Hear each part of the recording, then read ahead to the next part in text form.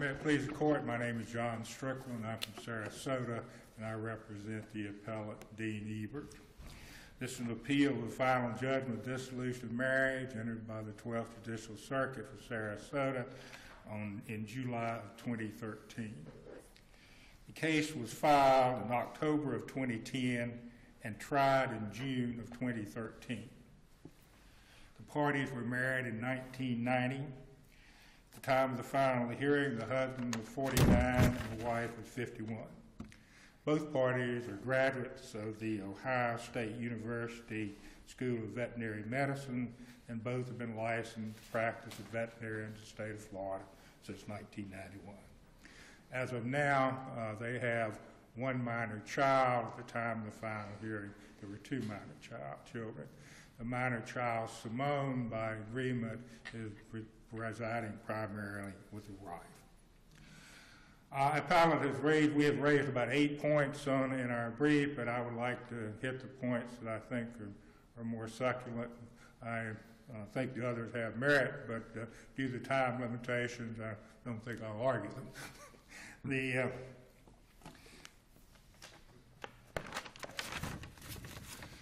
The first point on appeal is that the trial court misvalued the party's veterinary practice at $428,000 for the purposes of equitable distribution.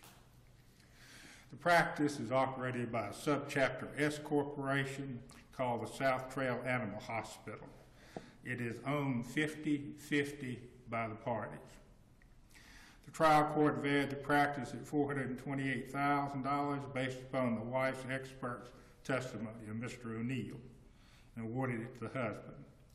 Mr. O'Neill is a Massachusetts CPA who's never testified in Florida before. As a matter of fact, previously he'd only testified in a medical supply case and another case involving inventory. This was the first time he had ever rendered an opinion regarding the value of professional practice in his career, let alone the value of a professional practice for purposes of equitable distribution. He testified that the standard industry practice for an assessment for an asset valuation in a case like this was a multiple of 3 to 5 times earnings. He then opined that the cash flow, the practice in 2011 was $97,000, added $7,000 to that for depreciation, came up with a cash flow of $104,000 and multiplied it by 4, according to his testimony. While if you multiply that before, it actually comes out to $416,000. For Mr. O'Neill, it came out to be $428,000. He testified that he had included the husband's professional goodwill in this valuation. He had made no attempt, by his own testimony, to distinguish professional goodwill from institutional enterprise goodwill. On cross-examination, he testified that he was unaware of any veterinary practice in the whole wide world that had ever sold for 4 times gross. He did not know what institutional goodwill was, and he did not take it in consideration. Well, he did not distinguish institutional goodwill from professional goodwill in valuing the practice for the purpose of divorce. And he also indicated that it was not standard practice for the seller of a professional practice to sign a non-competition agreement, and he had not taken whether or not that practice could be sold without one, and it did not take it into consideration in valuation. Your Honor, I think well, I have never known a professional practice to be sold without a non-competition agreement, and the husband's professional at trial, Mr. Miller, who testified in numerous cases, testified that he had never known of a veterinarian practice to be sold without a non-competition agreement. Under Florida law, for goodwill of a professional practice to be the subject of equitable distributions must be shown to exist separate and apart from the presence and the practice of the practitioner.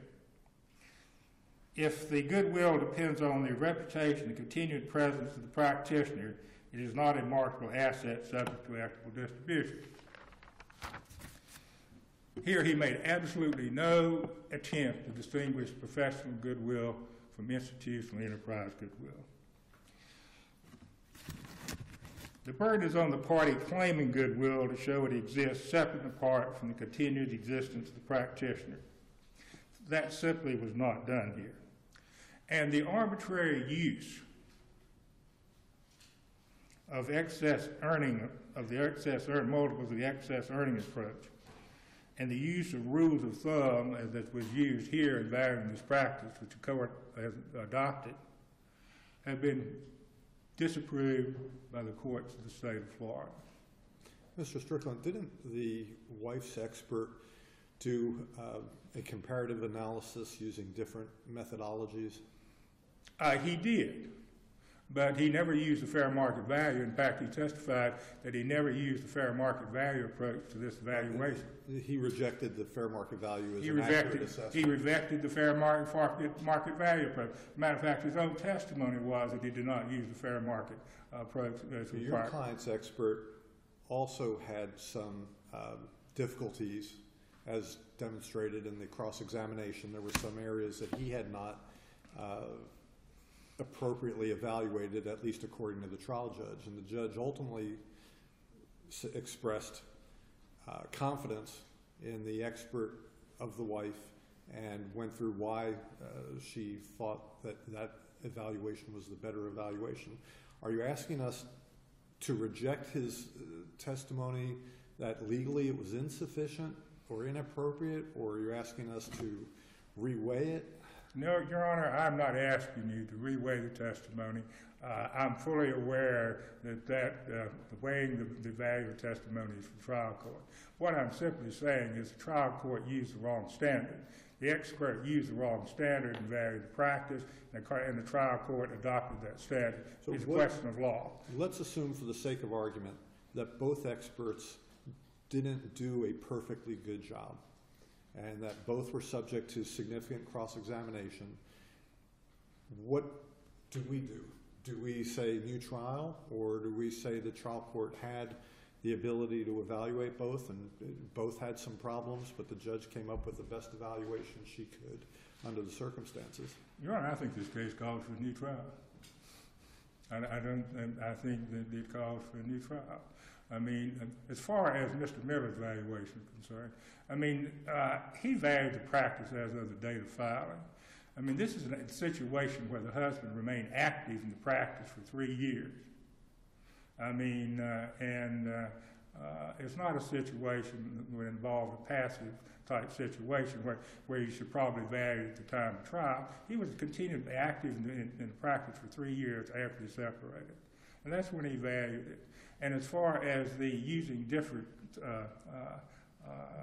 dates in his appraisal term, it was stipulated that the value of the building was $225,000. And that was the number he used. Now let's look what happened as far as the building is concerned, and what else happened as far as the practice is concerned. The building was valued at $225,000. There was a mortgage on the building for $166,579. The trial court awarded what it called a charging lien for $214,000 against an entity, the business entity. It didn't say what it was awarding the charging lien against. I mean, it's just a charging lien against the business entity. It didn't say what it was. It didn't award the husband the stock. Now, then he ordered it. What's interesting about that argument, as I read your briefing, you may have an absolutely legitimate point. How does that hurt your client? How does it hurt my client?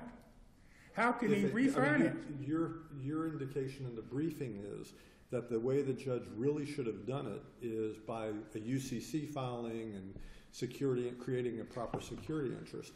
But a charging lien which is subject to enforcement or non-enforcement by the trial court, it seems to me that is less onerous on your client, maybe more uncertain, but less onerous. I'm not certain that your client is aggrieved by that. Your Honor, my aggrieved client is aggrieved by this. The trial court ordered my client to refinance the building in a year. or it would be awarded all applicable legal recourses related thereto. Now, I don't know what that is, but that's what it said the wife had to enforce the charging lien. Now, if you add the $214,000 to the $166,000 in mortgage, you come up with $380,000. You got a building worth, now the charging lien is on the business entity which owns the building. It's essentially on the building. You add that to the mortgage is $380,000. The building was stipulated to be worth $225,000. And common sense would dictate that it simply is not bankable. I mean, you can't refinance something like that. I mean, if with a building's worth $225,000, you got $380,000 worth of liens on it. With all due respect to the trial court, commercial reasons would dictate that it's not bankable. And what happens? She can, whatever all applicable legal recourses related thereto, I mean, the trial court said, well, she can partition. Well, okay, if he gets the stock, he owns all the stock, how can you petition? I mean, it's a, the husband is just left in an absolute legal mess as a result of this final judgment. I mean, as far as his finance is concerned. As far as the wife is concerned, prior to the parties separated in 2010, she only worked about a half day in the office. After the parties separated, she found part-time work as a replacement vet. In her financial affidavit, she showed her net income to be $2,285 a month. The wife testified she had not looked for full-time employment in the last 3 years. She did not intend to do so until her daughter was in college. The husband's vocational expert's report was stipulated into evidence. It's totally unrebutted. It reflects that the wife is voluntarily unemployed, and the entry-level salary for a vet in the area is $50,525. What the court applied this standard, the trial court found that before it could impute income to the wife, the husband must introduce evidence of an appropriate job available to the wife. I respectfully submit that that's contrary to the rule in Sandy Solomon's case. The rule in Sandy Solomon's case says that income may be imputed to one earning less than is available based upon a showing the party has the capacity to earn more by the exercise of her best efforts. The courts considered recent work history and prevailing earnings, and the court should take in consideration earning capacity in an alimony award. The court here simply said, hey, you got to show me a job before you can consider earning capacity. And I submit that that is not the rule in Solomon's case.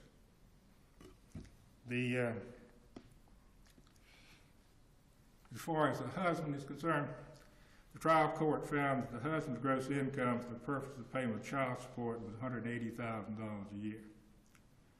And included in that number was $1,000 in salary and truck expenses paid to the party's college-age son for some services at the office that was paid at the wife's agreement.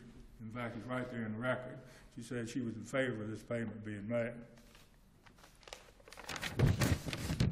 If you assume these gross income to $180,000, the cost of non-deductible alimony is about $73,000. Lump sum alimony, $37,000. Child support, $4,700. Mortgage payments, $9,800. That leaves him $54,000 a year on which to live. I mean, this is taking 64% of his income. And I submit that this not only endangers his economic status, it destroys it. The next point, I mean, The trial court made the alimony tax neutral. Yes, certainly by statute, the trial court could make alimony tax neutral, but there must be some testimony in the record to support that particular finding. There's absolutely no testimony in the record. And the statute itself requires the court first to take in consideration the tax treatment and consequences of both parties by making such an award. There's absolutely no findings in the record regarding the consequences of this award, basically because there was no testimony. And another interesting point is that the way the alimony was structured in this case, the court awarded the wife 7.5 years of duration alimony at $5,500 a month, followed by permanent alimony in the same amount. Now, if you look at the statute says durational alimony is to be awarded when the court finds that permanent alimony is inappropriate. I mean, there's a natural inconsistency in this award.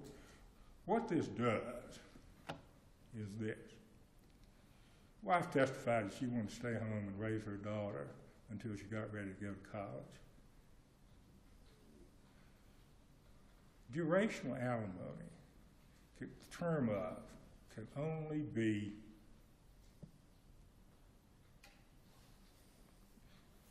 modified in the event of extraordinary circumstances. Mr. Strickland, you're at the 3-minute mark. If you want to reserve those for rebuttal or if you wish to go forward. I'll reserve it for rebuttal. Thank you. Thank you.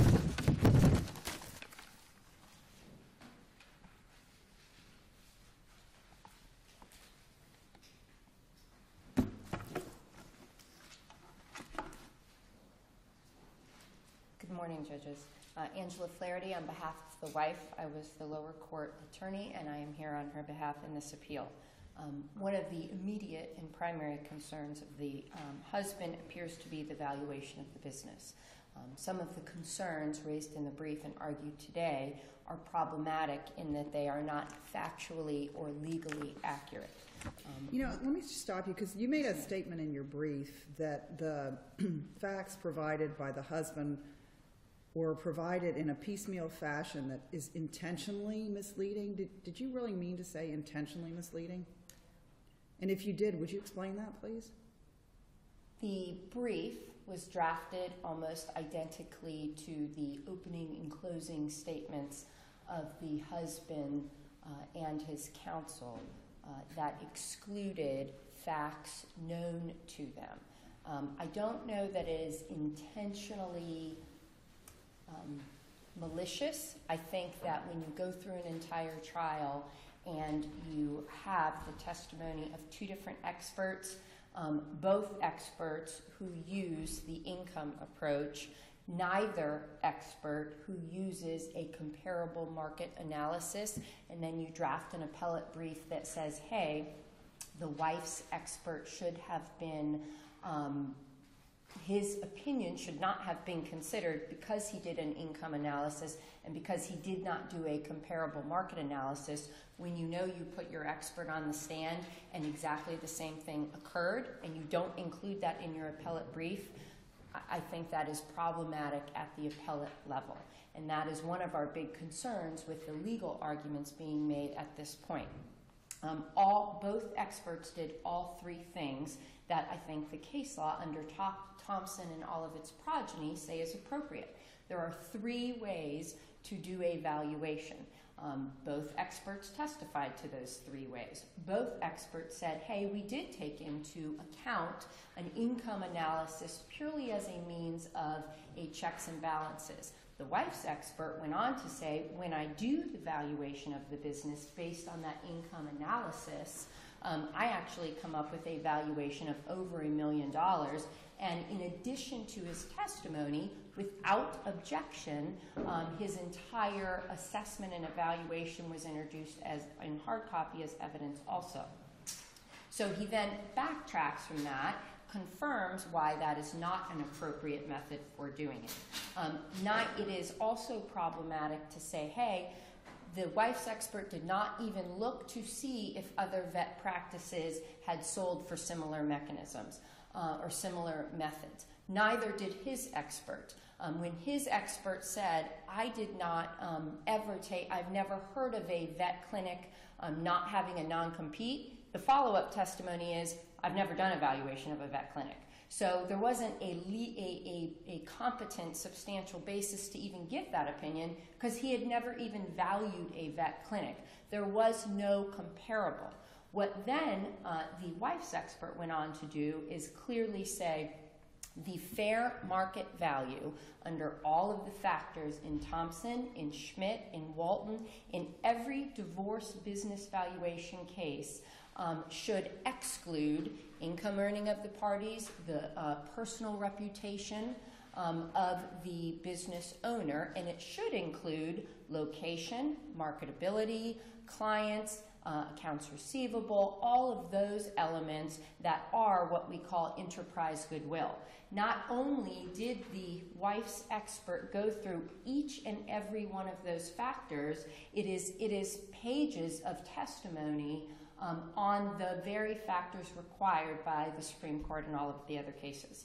The husband's expert did not give any of that analysis, nor, and it's important to note, I think very important in this case, the husband actually presented substantial testimony against the idea that there was any personal goodwill in this business. And he did it for an obvious reason. He wanted income to be imputed to the wife.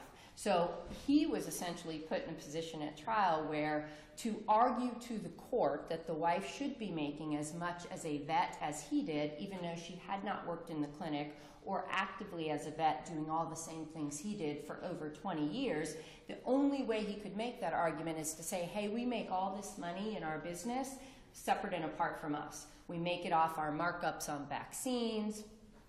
We do things, we make very little money off of surgery, which is why people come to me, and or why I'm the only one that does that. It doesn't matter if the wife doesn't do it. So in trying to lay a foundation that income should have been imputed to the wife, he is the one who presented the strongest evidence against any personal goodwill in the business.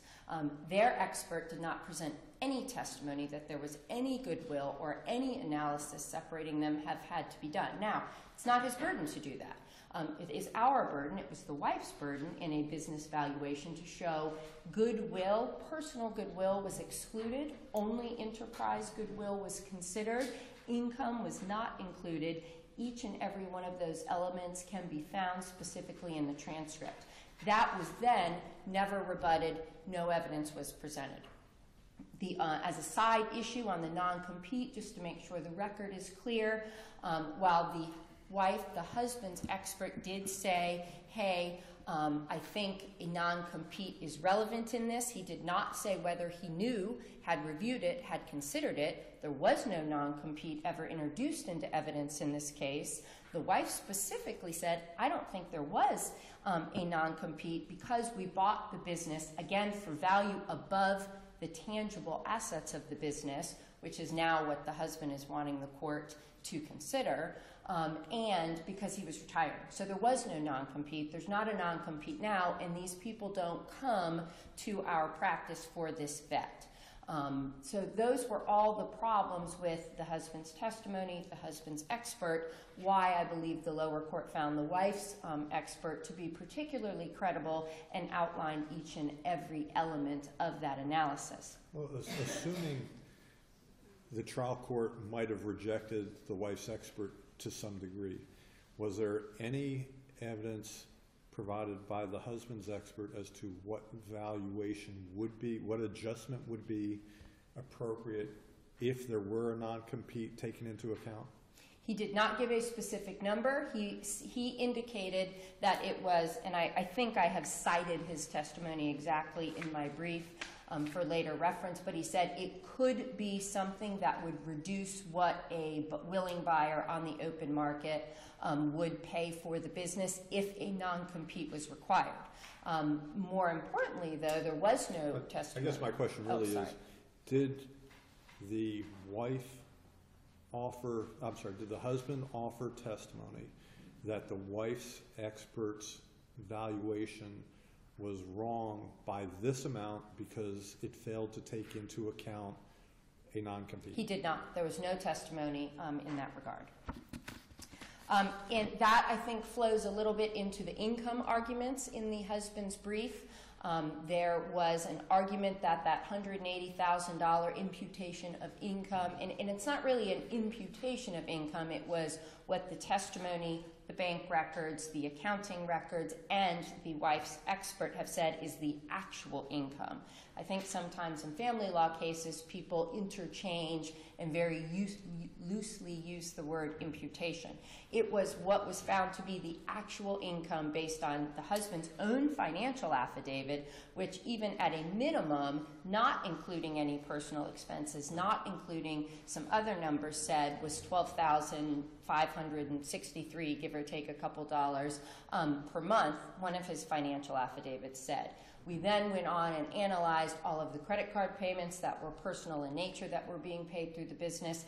And yes, he's accurate. Some of the income that was added back in was money paid to the adult son.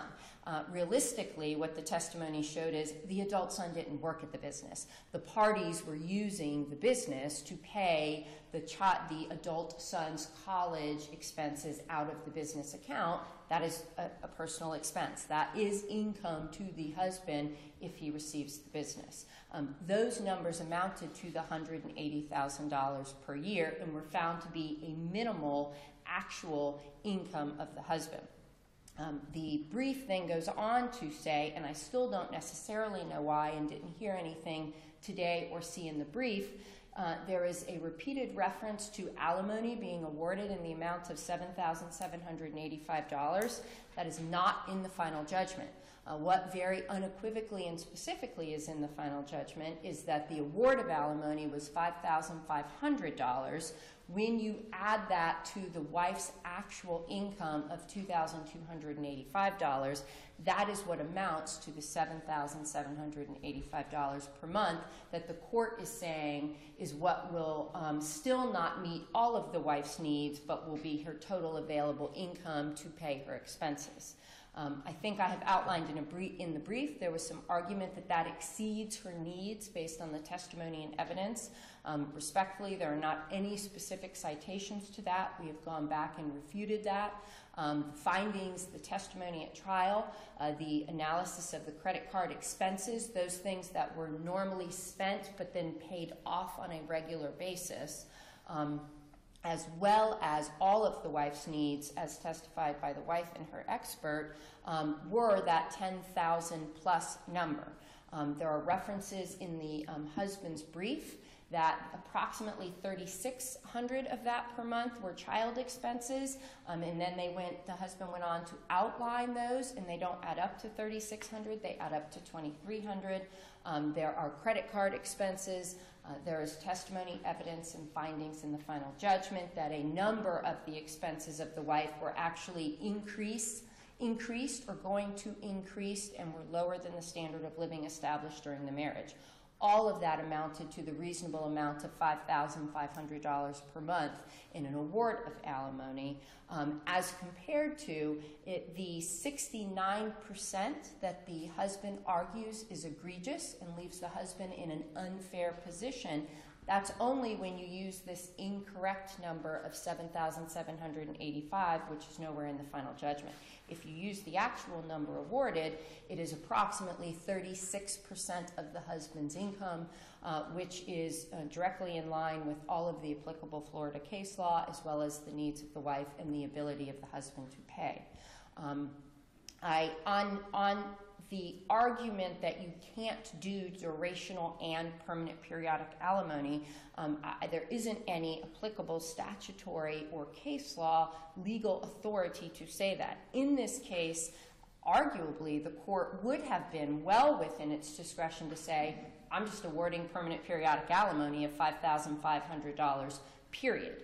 The wife did not go into court and argue or ask for that, although she could have, and the law and the facts would have supported it. The best way I can tell from the final judgment and the record is the court was expecting the wife to go back to work after the child, the last child, or the child, The remaining minor child. the remaining minor child was over the age of 18.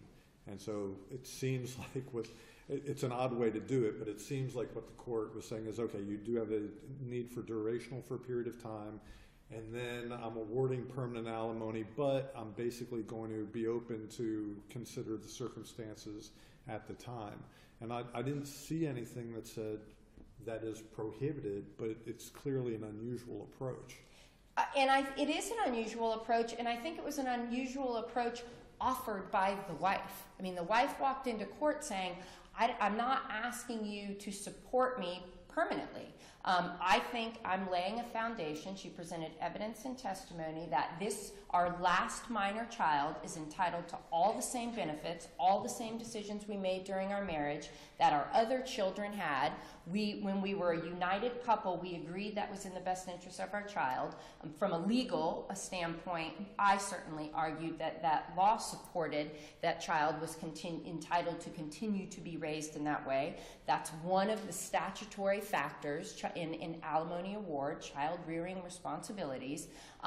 She could have walked into court and said nothing to that effect. She could have just said, this is what I've done for 20 years. I'm going to keep doing it, and there was no proper basis to otherwise impute income to her, and she would have received an award of permanent periodic alimony. The court accepted the wife's argument that she only wanted that to continue during the period of time of her children's minority, and she was more than happy and willing to return back to work full time once that child rearing obligation was over. So there wasn't a legal preclusion to doing that. It benefits the husband. I mean, similar to something the court said earlier in speaking with the husband's counsel today, this is something that benefits the husband, and now he's taking objection to it, which doesn't make a lot of sense to us from a legal standpoint. But most importantly, the question is there competent, substantial evidence to support the award, the amount, and is there legal authority to do so, all of which is the case in this case.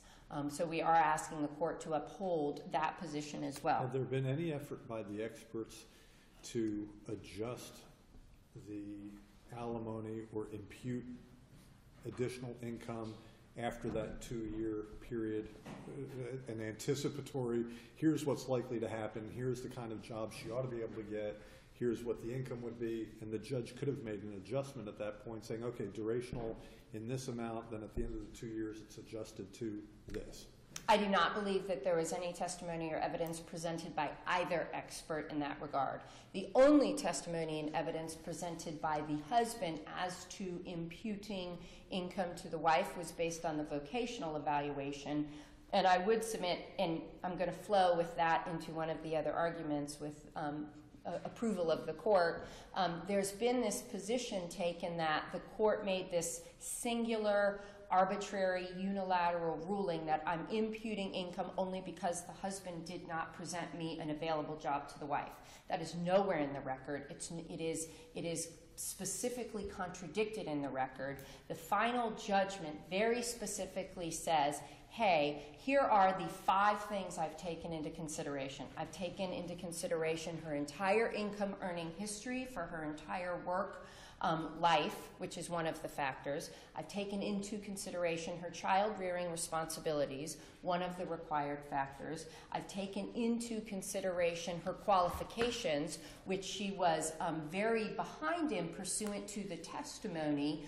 I have taken into consideration also the 4th factor, the job availability in this community. And specifically, there was evidence presented in regards to the fact that the husband only found that there were 2 submitted of over 80 vet clinics in this area. There were 2 job openings in the area where the wife and the husband reside. And of those 2, there was evidence presented by stipulation that neither of those jobs were available to the wife, nor was she qualified for either one of those those jobs. So to say that the vocational evaluation was unrebutted is just not supported by the husband's own testimony, the wife's testimony, or the actual records introduced into the evidence in this matter. That kind of flows to where you just left off in the question to me, was there any testimony as to what she'll be able to earn when this minor child finally emancipates? And respectfully, I think that would have just been speculative. They did not know that. They did not know. There wasn't any testimony or evidence as to what she needs to do to now become qualified in surgeries and in those other matters. The husband's argument to the court in closing in his proposed final judgment and during the trial of the matter was, hey, you could just go be a dog groomer because you don't need to do surgeries or do these other things. You can make money that way. And it was just kind of an arbitrary thing. They didn't know how much money she would make doing that. She had never done that, etc. So there just wasn't any competent, substantial evidence presented by the husbands for the arguments he was making, either at the lower court level or here today.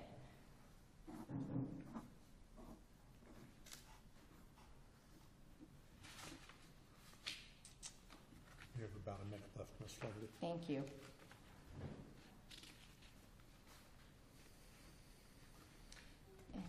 Judge, I guess the judges, I apologize. The last I would leave with is just that clearly the record is replete with both legal authority and competent substantial evidence to support the business valuations, the income imputations. And I would like to point out, when there is an argument that the equitable distribution leaves the husband in a financial hardship situation, it's what he asked for. It was stipulated prior to trial. He wanted the business, he wanted the commercial building, he wanted the marital residence. There are debts that go along with those. He knew receiving those he would have to pay her money. As I pointed out in my brief, we had said you can give her a greater share of various assets. You're getting cash or liquid or these other things, so if you don't want to be making monthly payments, you can do those things.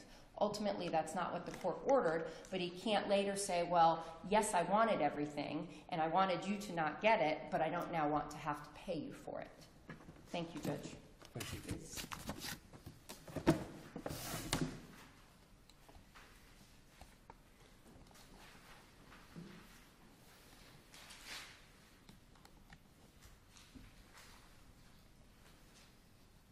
Regarding the statement in the husband's initial brief regarding the $7,500, I misread the final judgment. I pointed that out in my reply brief, and it is the $5,500 as I indicated.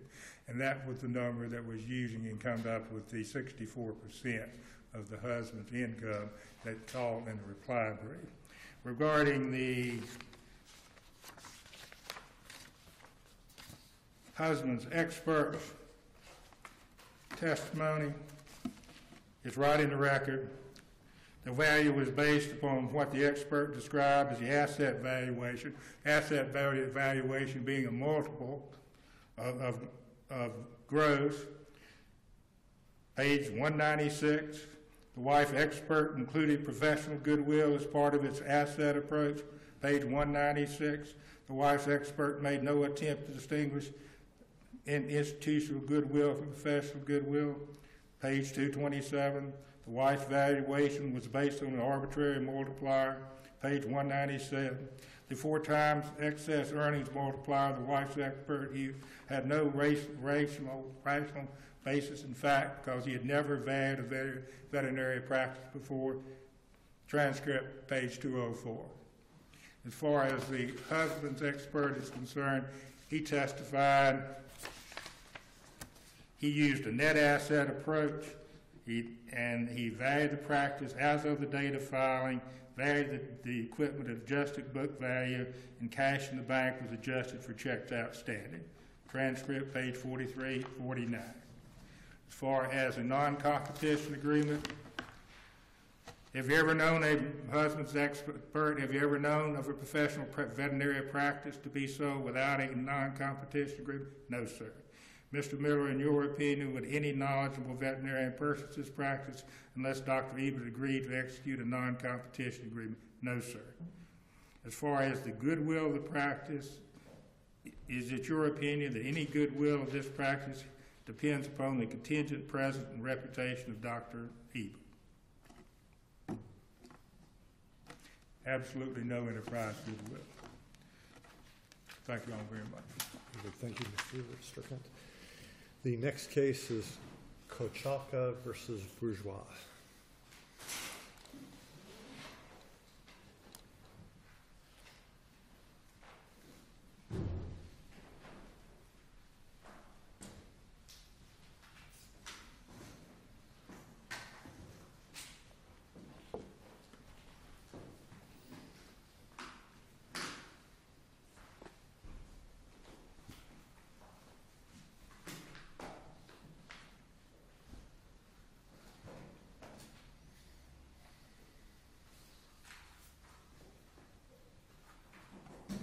May it please the court, Mark Tinker on behalf